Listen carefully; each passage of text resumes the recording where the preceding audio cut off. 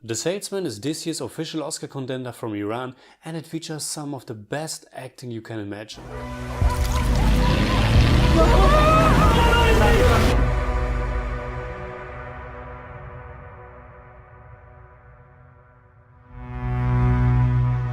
The Salesman is actually already the fourth movie by director Asghar Farhadi that has been submitted for a foreign language film Oscar nomination from Iran. It also broke the opening weekend box office record, so I think it's safe to say Asghar Farhadi is the behind-the-camera superstar in Iranian cinema. It's not the first movie of his that I saw. In 2011 I saw A Separation, which actually won the Oscar, and I absolutely adored it. The Salesman is already nominated for a Golden Globe, and it won for Best Screenplay and Best Actor at this year's Cannes Film Festival. Alright, enough with all the prizes. What is it all about and would I recommend it?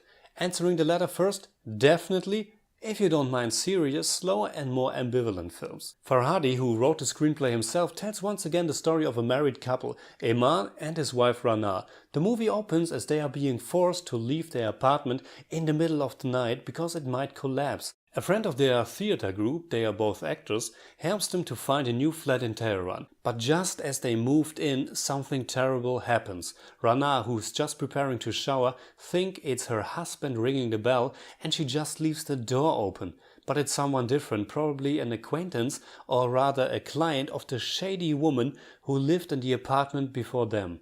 Rana is badly injured and can't remember much, and the rest of the movie deals with them trying to cope with the situation. You could go as far as call it a revenge film, but then you might expect something completely different. It's not so much about the revenge of Emad, who's trying to find the man responsible, as it is about his frustration and anger about what happened, but also, or maybe even more so, about his impotence regarding the whole situation. His wife is badly traumatized. He doesn't really know what really happened, the neighbors are talking about it, and he can't go to the police either because Rana is embarrassed. Without appearing completely alien to a Western audience, many of the cultural differences can be felt watching the movie, and it's extremely dense and wonderfully acted. Shahab Hosseini, who plays Emad, rightfully won the prize as Best Actor in Cannes. You can feel his transformation from a friendly, open man who teaches adolescents when he's not acting on stage to a brooding, angry time bomb. I won't give away which direction The Salesman takes, but it's quite different from what I expected and doesn't just leave you with a cathartic ending. It's way more difficult and nerve-wracking and very powerful. It's a very good movie, but I didn't love it as much as I loved A Separation. The many scenes with their theater group, they are just preparing Arthur Miller's Death of a Salesman, were just a little bit too slow for me, and I think the movie is about 10 or 15 minutes too long, but the acting and many strong scenes alone make The Salesman a movie you should check out. In German I'd say unglaubliches Schauspiel. I give Asghar Farhadi's The Salesman 7.5 out of 10. More like 7.4, but I don't do that.